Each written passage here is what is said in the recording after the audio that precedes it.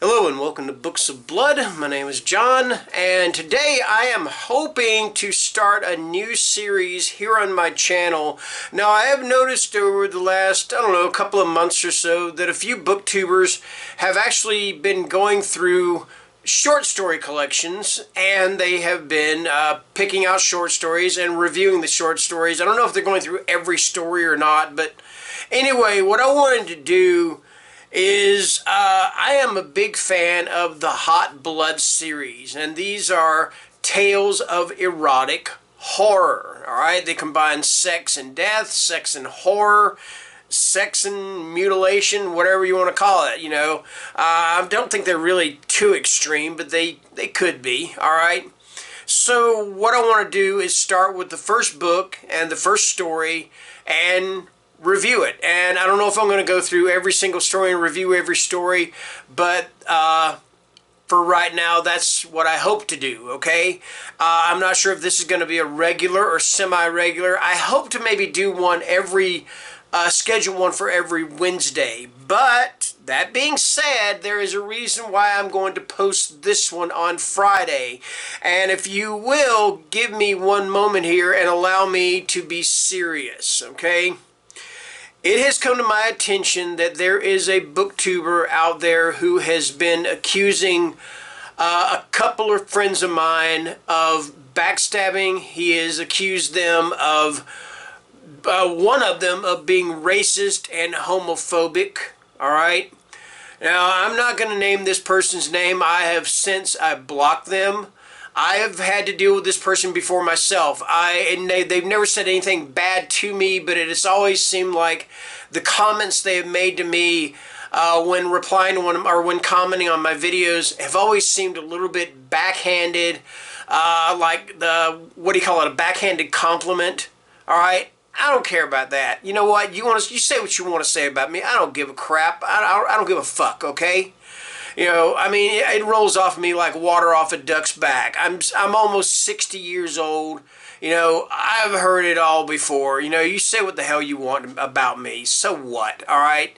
But when you talk about my friends and you accuse them of something that I know is not true, not in the slightest, that's when you piss me off, all right? I will not tolerate that. Like I said, I have since blocked this person on all social media. And like I said, I'm not going to mention their name. I will leave a link to, now this involves Josh at Working Man Reads, and this involves Nikki at Dark Between Pages. That's the two main people it involves, all right? Josh has made a video about this. I will leave a link to Josh's video down in the description below, and you can hear his side of the story, all right? None of this really involved me, all right? I am just defending my friends, and I will stand by them no matter what. If you don't like what I have to say about this, you can unsubscribe from me. I don't care. That's fine. If I go down to zero, I'll just keep on making videos, keep on being as real as I can be, keep on talking about horror, and if not, I don't care. I will burn this channel to the ground and die and laugh in the flames, okay? All right? I don't care. You don't talk about my friends like that. You don't accuse them of things like that, all right? That's it. That's all I got to say, okay? Now, all right, so let's get on with this. So the first story in the Hot Blood series, just got it right here. That is one cool-ass cover, though. Look at this, man. And this thing, this was published in, like, 1988. The first one was, I believe, 89. It's edited by Jeff Gelb and Lon Friend. I think Michael Garrett also edited some of these as well. This has got stories in it by Ramsey Campbell, Graham Masterton, Robert McCammon, F. Paul Wilson, a whole slew of horror authors, horror greats, all right? So let's talk about the first story. And the first story is by Graham Masterton. author of the Manitou, Revenge of the Manitou, the Tengu. He's got a new one out now called House of 100 Whispers, I believe it is. Merce over at Harpies in the Trees did a whole thing on her channel about it, alright? He's been around a long time. I've read quite a few of his books myself. Charnel House. I don't remember if I read The Manitou or not. I think I did. Anyway, the story he wrote is called Changeling, alright? So it's about this guy. He's on a business trip in Amsterdam. And he sees this woman, and this woman, basically the way he describes this woman, she is beautiful. I mean, we're talking, she's hot, alright? Okay? So he keeps seeing this woman, and his desire for her just grows and grows. And they finally hit it off, and now this is a guy, don't get me wrong, let's say this about him. This guy is a married man. He's got a wife at home, and this is something he would not dream of.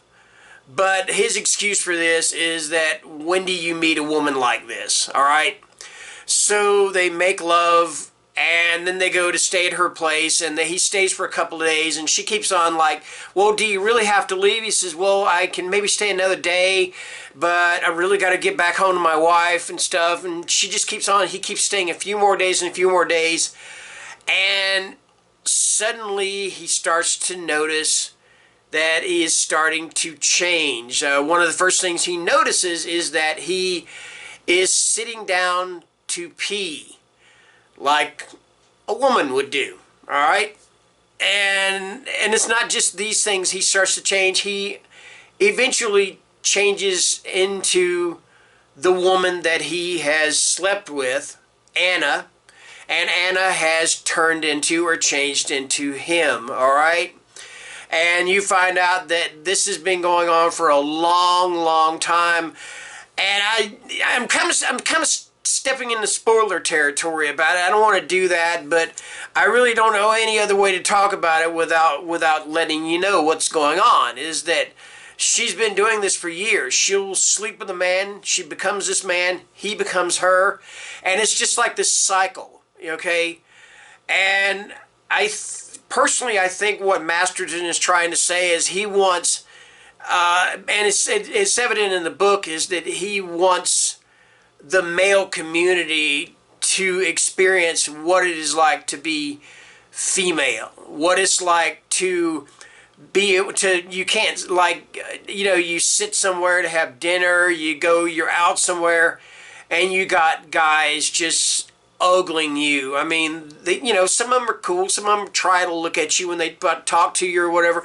I'm even guilty about that. I mean, I'm not going to lie. I'm a dude. I'm not going to lie. I've had times when I will be talking to somebody, or a lovely woman or whatever, and yes, my eyes might kind of glance down here, but I always try to get back up to here. I mean, because that's where her eyes are. That's where her face is. That's where you're supposed to talk, okay? But I'm just saying, I'm not innocent of doing that, okay? So yeah, I think that's kind of what he's trying to say, is he just wants men to realize what it's like to be female and to be ogled like this all the time, alright?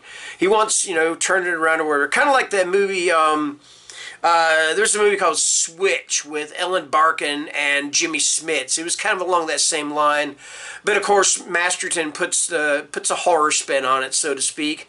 And I kind of had a feeling this is what it was going to be about, because that's what a changeling is a changeling. In Ireland, a changeling was like a kind of like a doppelganger of a child, and it would replace the original child, and the family would, of course, be freaking out about this.